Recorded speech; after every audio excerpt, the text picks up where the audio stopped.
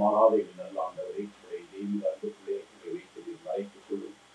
உங்களுடைய ஆசிரியரை எனக்கு நிறைவாக கொடுத்து இந்த நேரத்தில் என்னை காத்துக்கொள்ளும் அந்த நம்பிக்கையில் இயேசு கிறிஸ்துவின் அன்பு என்றும் மாறாதது.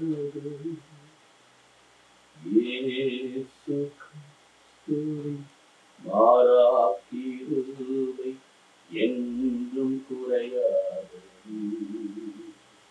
இயேசு கிறிஸ்துவின் அன்பு என்றும் மாறாதது. இயேசு கிறிஸ்துவின் மாறா கிருபை என்றும் குறையாதது. உன்னிருதற்காய் இயேசு காயங்கள் பட்டார், உன் அக்கிரமங்களுக்காய் இயேசு நொறுக்கப்பட்டார்.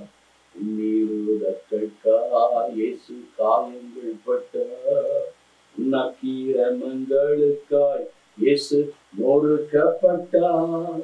உனக்காகவே அவர் அடிக்கப்பட்டார். உன்னை உயர்த்த தன்னை தாழ்த்தினார். உன்னை உயர்த்த தன்னை தாழ்த்தினார். இயேசு கிறிஸ்துவின் அன்பு என்றும் மாறாதது. இயேசு கிறிஸ்துவின் மாறா கிருபை என்றும் குறையாதது. இயேசு கிறிஸ்துவின் அன்பு பாவி என்னை தள்ளவே மாட்டார். அவளா என்னை அழைக்கின்றாரே. பாவி என்னை தள்ளவே மாட்டார். அவளா என்னை அழைக்கிறாரே. தயங்கிடாதே, தாவி ஓடிவா, தந்தை இயேசுவில் சொந்தம் கொள்ளவா. தந்தை இயேசுவில் சொந்தம் கொள்ளவா. இயேசு கிறிஸ்துவின் அன்பு என்று மாறாதது. இயேசு கிறிஸ்துவின் மாறா கிருபை என்றும் குறையாதது. இயேசு கிறிஸ்துவின் அன்பு. ஆமாண்டவரே, உங்கள் அன்பை ஆழமாக உணர்வு. நீர் எங்களுக்கு தந்த மீட்பை நாங்கள் ஆதாயமாக்கிக் கொள்ள நீர் எங்களுக்கு உதவி செய்யும். எங்களோடு நீர் பேசும் ஆண்டவரை பரிசுத்தமாக்கும். நீரே புனிதப்படுத்தி எங்களை ஆதரிக்கிறது. அந்த நம்பிக்கையை விட்டுக் கொடுக்கிறோம். நல்ல பிதாவே, ஆமென். மார்க் நற்செய்தி 4வது அதிகாரம் 35 41 உள்ள இறைவசனங்கள். அந்த நாள் மாலை நேரம் இயேசு சீடர்களை அக்கறைக்கு செல்லும் வாருங்கள் என்றார். அவர்கள் மக்கள் கூட்டத்தை அனுப்பிவிட்டு படகில் இருந்தவாறே அவரை கூட்டி சென்றார். வேறு படகுகளும் அவருடன் சென்றது. அப்போது ஒரு பெரும் புயல் அடித்தது. அலைகள் படகில் மேல் மோத அது தண்ணீரால் நிரம்பி கொண்டிருந்தது. அவரோ படகின் பின்பகுதியில் தரையில் வைத்து தூங்கிக் கொண்டிருந்தார். அவர்கள் போதகரே, சாகுறோமே, நமக்கு கவலை இல்லையா என்று சொல்லி அவரை எழுப்பினார். அவர் விழித்தெழுந்து காற்றையும் கடலையும் கடிந்து கொண்டார். கடலை நோக்கி, இறையாதே, அமைதியாய் இரு என்றார். காற்று அடங்கிற்று. மிகுந்த அமைதி உண்டாயிற்று. பின் அவர்களை நோக்கி, ஏன் அன்றிகள் இன்னும் நம்பிக்கை இல்லையா என்று கேட்டார். அவர் பேரச்சம் கொண்டு, காற்றும் கடலும் இவருக்கு கீழ்ப்படுகின்றனவே, இவர் யாரோ என்று ஒருவர் பேசிக் கொண்டிருந்தார். கிறிஸ்துவில் பிரியமான சகோதர சகோதரிகளே, காற்றையும் கடலையும் கடிந்து கொள்கிறார். He rebuked the wind and the sea. இதைதான்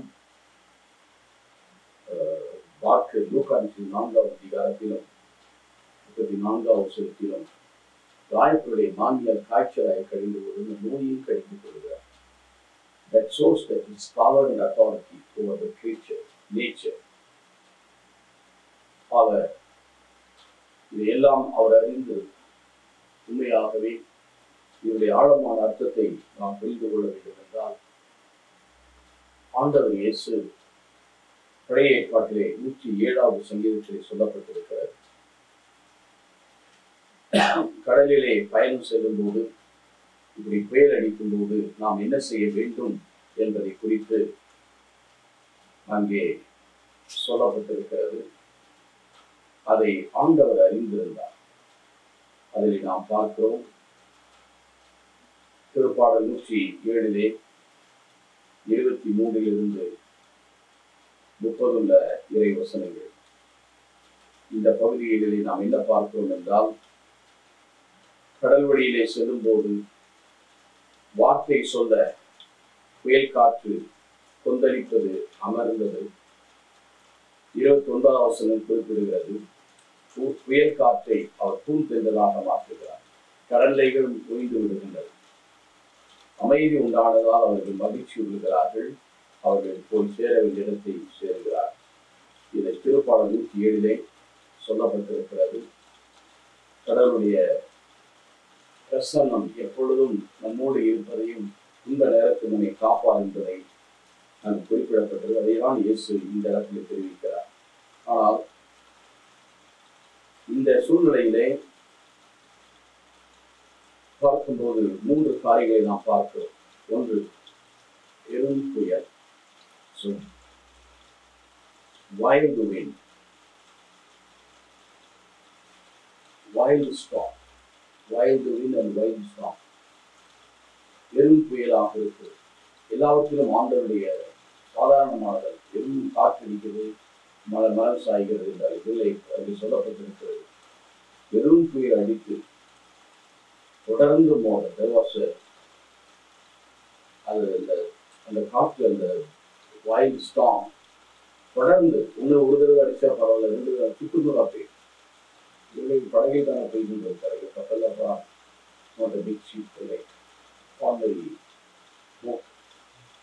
தொடர்ந்து மோத இது எதை காட்டுகிறது என்றால், இதோ நம்முடைய வாழ்க்கையிலே சோதனைகள் அடுத்தடுத்து வரும்பொழுதும், நம்முடைய வாழ்க்கையில வேதனைகள் வரும்போதும், பெரும் கஷ்டங்கள் வந்த போதிலும் கூட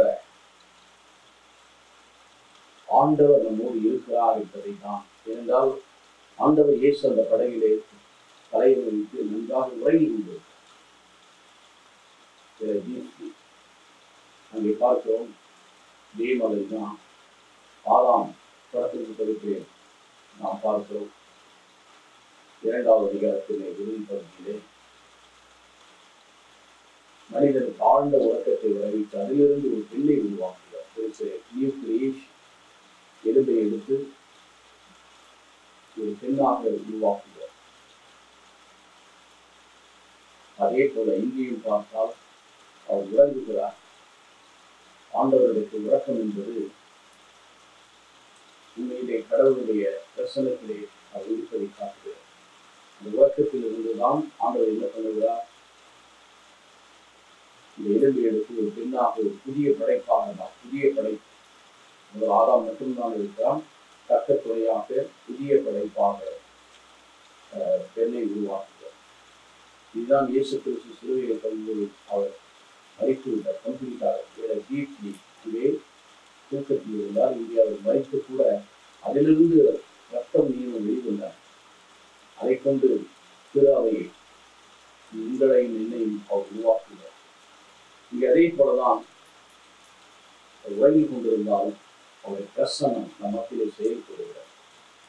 அதனால்தான் அவர்களுக்கு தெரியவில்லை இவர் யாரும், இவர் இறைமகன் என்று, எல்லா வல்லமை கொண்டவர் என்று, எதையும் காற்றையும் திருப்பாடல் 107:29 சொல்கிற காற்றையும் பூந்தென்றலாய் மாற்றுவதால் முடியும் என்பது அவர்கள் அறியாமல் இருக்கிறார். இந்த நேரத்தில் தான் இயேசு இருந்து என்ன செய்கிறார், அந்த காற்றை கடிந்து கொள்கிறார். அந்த புயலுக்கு காரணமான காற்று பேசிக். அந்த காற்றையே, அந்த காற்று தான் அடிப்படையாக காற்றையும் அவர் என்ன செய்கிறார்? காற்றையும் கடலை எது காரணமாக இருக்க அந்த காற்று எதனால வருகிறது? இந்த கடல் இருந்ததினாலே. ஆகவேதான் காற்றையும் கடலையும் அவருக்கு எல்லாவற்றையும் அவர் அவர் அடக்க அவருக்கு அதிகாரம் உண்டு. அவரை கடிந்து கொள்ளுகிறார். அதுவும் வார்த்தையும் இறையாதே அமைதியாயிருந்து, இறையாதே அமைதியாயிரு என்றார். இங்கே இறையாதே என்பது காற்று சொல்வது. இறையாதே அமைதியாய். கடலானது கொந்தளித்துக் கொண்டிருக்கிறார். அது கடலில் படகின் மீது மோதிக்கொண்டே இருக்கிறார். ஆக இறையாதே அமைதியாயிரு. இன்றைக்கு நாம் ரொம்ப பரபரப்பாக மார்த்தால் மரியாள் மார்த்தான் நீ பல காரியங்களை குறித்து கவலைப்பட்டிருக்கிறார். 10:40 தேவையானது ஒன்று. மரியாள் நல்ல பங்கை தெரிந்து கொண்டார். ஆண்டவருடைய பாதத்தில் அமர்ந்தவருடைய வார்த்தையை கேட்டுக் கொண்டிருக்கிறார். இறையாதே என்பது என்ன? காற்றில் ஏற்படுகிற சப்தம் என்கிற இந்த இறைச்சலை காட்டுகிற சத்தம் கேட்கிறது, கொந்தளிக்கிறது, இந்த கடல் கொந்தளிக்கிறது. ஆகவே எல்லாவற்றையும் அமைதிப்படுத்துகிறார். அங்கே அந்த சொல்லப்பட்டிருக்கிற 31 மிகுந்த அமைதி, ஒரு கிரேட் காம்னஸ். புயலாக இருந்த இறைச்சலும் அந்த கொந்தளிப்பெல்லாம் அந்த வார்த்தைக்கு குறிப்பிடு. எப்படி 130 இது வார்த்தை சொல்லும். என்னுடைய ஊழியம் குணமாகும். வீட்டுக்கு வர நாம் பகுதியை ஒரே ஒரு வார்த்தை எதிரும் சொல்லுகிறார். 105 இந்த வார்த்தையை நம்பி நாம் விளைவிக்கிறோம். இந்த அதே போலதான் வார்த்தையான கிறிஸ்து மனு உருவாக்கி மாம்சமாக அவர் மத்தியில் இருக்கிறதை அவர்கள் அறியவில்லை. இந்த இறைமகனுடைய வல்லமையை அவர்கள் அறிந்து கொள்ளவில்லை. அதனால்தான் இந்த 41 யாரோ இது யாராக இருந்தார்? இது சாதாரண எந்த மனிதனால் செய்ய முடியாத காற்றையும் கடலையும் காம் பண்றது, அடக்குவது. நாயை அடக்குறாங்க, மாடை அடக்குறாங்க, குதிரை அடக்குறாங்க, எருமை அடக்குறாங்க. அது இயல்பு.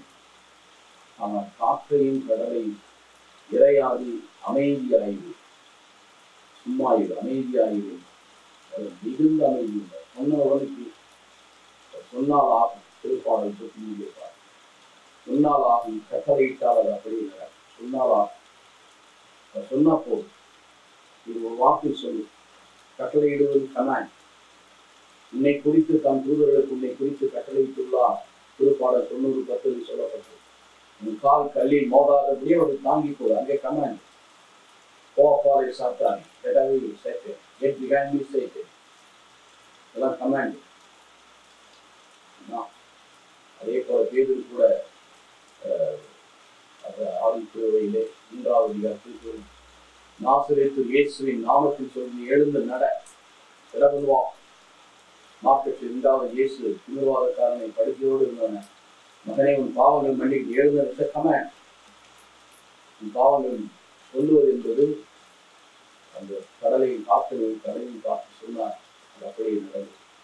கட்டளையிட்டார். அது அப்படியே நடக்கிறது. ஆகவே அவர்தான் ஆண்டவர் இயேசு. இது நம்முடைய வாழ்க்கையிலே நாமே ஒரு பல பிரச்சனைகள் மத்தியில் இருக்கலாம், சோதனைகள் மத்தியில் நம்மை சுற்றி பல பிரச்சனைகள் இருக்கலாம். நமக்குள் இருக்கிற ஆண்டவர் செயல்பட ஆரம்பித்தார். இந்த படகிலே அவர் புரிந்து கொண்டிருந்தார். அவர் எங்கு எழுந்தார்? நமக்குள் இருக்கிற ஆண்டவரை அதான் தேசிய 5வது அதிகாரம் என்று சொல்லுகிறது.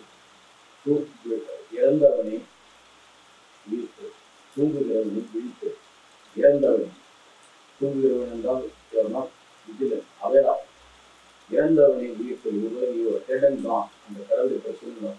வீழ்த்தது ஆண்டவனுடைய இறந்தாலும் வீழ்த்தது ஆண்டவர் உயிர் மீது வீழ்கிறான் என்று சொல்லப்பட்டது. எனவே கடவுளுடைய கசமும் இது நமக்குள் இருக்கிறது. நாமும் அதே வல்லமை ஆற்றலையும் நாமும் அறிக்கையாக சொல்லும்போது இந்த வெற்றியும் பேரமைதியும் சமாதானத்தையும் நம்முடைய வாழ்க்கையில் மக்களுடைய வாழ்க்கையை பெற்றுக்கொள்வோம். நேற்று மீண்டும் இன்று மாறாது நாங்கள் விடுதலை தருகிறோம். தொடர்ந்து எங்களை காத்துக்கு ஆசீர்வதி இயேசு கிறிஸ்துவின் நாமம் பிதா சுதன் பரிசுத்த ஆவியானவரின் ஆசீர்வாதம்.